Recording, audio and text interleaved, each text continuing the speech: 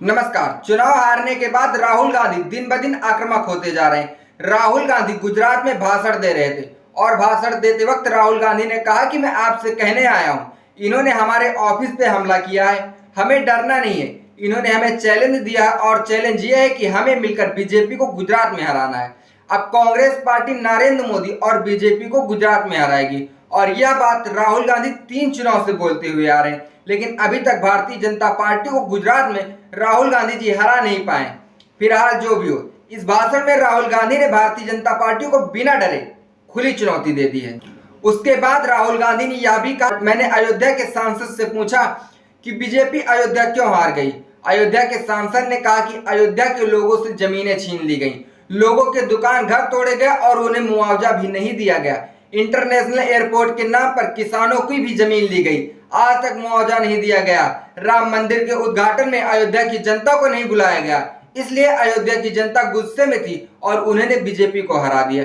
अयोध्या के सांसद ने बताया कि नरेंद्र मोदी जी वाराणसी से नहीं बल्कि अयोध्या से चुनाव लड़ना चाहते थे। अयोध्या में 3 बार सर्वे कराया गया, लेकिन सर्वे वालों ने कहा कि अगर नरेंद्र मोदी अयोध्या से चुनाव लड़ेंगे तो हार जाएंगे और उनका राजनीतिक करियर खत्म हो जाएगा। इसलिए नरेंद्र मोदी वाराणसी से लड़े, लेकिन वहां से भी वो जान बचा कर निकले। अब जब भी भारतीय जनता पार्टी को चिढ़ाना होता है तो समाजवादी पार्टी और कांग्रेस अयोध्या की सीट को लेकर भारतीय जनता पार्टी पर तंज करते हैं। राहुल गांधी ने यह भी कहा कि क्या आप सोच सकते हैं कि बीजेपी अयोध्या में हारेगी, नरेंद्र मोदी वाराणसी से जान बचाकर निकलेंगे। मैं आपको बता रहा हूं कि जैसे बीजेपी अयोध्या में हारी है, वैसे भी गुजरात में भी हारने जा रही। गुजरात की जनता को सिर्फ एक काम करना है, आपको डरना नहीं है। अगर आप बिना डरे बीजेपी से लड़ गए तो बीजेपी सामने नहीं खड़ी हो पाएगी। बीजेपी में कोई भी नरेंद्र मोदी को नहीं चाहता, मगर बीजेपी के नेताओं में दम नहीं है, वो डरते हैं और वो ये बात मोदी जी के सामने नहीं बोल पाते। कांग्रेस पार्टी अंग्रेजों से लड़ी थी और देश से कहा था डरो मत डराओ मत, लेकिन आरएसएस बीजेपी के लोग अंग्रेजों के साथ खड़े हो गए थे और इन्होंने हाथ जोड़कर कहा था कि हम डर गए हैं। और इसके आगे राहुल गांधी ने सीधे सीधे मोदी जी पर भी हमला किया है। राहुल गांधी ने कहा कि नरेंद्र मोदी जी ने कहा कि मैं बायोलॉजिकल नहीं हूं और मेरा भगवान से सीधा कनेक्शन है। तो मोदी जी, अगर आपका भगवान से सीधा कनेक्शन है तो आप अयोध्या कैसे हार गए?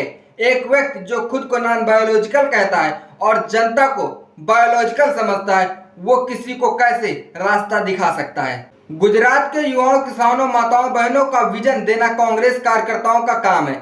हमने जैसा मैनिफेस्टो लोकसभा चुनाव में बनाया था, वैसा ही मैनिफेस्टो हम गुजरात की जनता के लिए बनाएंगे। हम गुजरात में पूरा दम लगाकर लड़ेंगे और बीजेपी की सरकार को हराएंगे।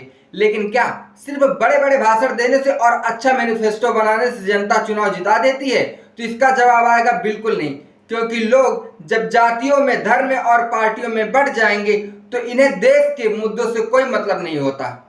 हमारे देश में इसकी मानसिकता धीरे धीरे और गहरी होती जा रही है, इसका कोई तोड़ नहीं है। लेकिन 2 साल में राहुल गांधी ने जैसे मेहनत की है, वैसे शायद ही किसी नेता ने की होगी। छोटे से छोटे कार्यकर्ता से मिलना, हर एक जगह जाना, किसान मजदूर सबसे बात करना, आज के समय में राहुल गांधी वह नेता नहीं है जो पहले हुआ करते थे। वैसे राहुल गांधी के इस बदले हुए रवैये पर और आक्रामक मामले पर आपका क्या मानना है? कमेंट बॉक्स में कमेंट करके बताना ना भूलें। देखते रहिए हालचाल। जय हिंद।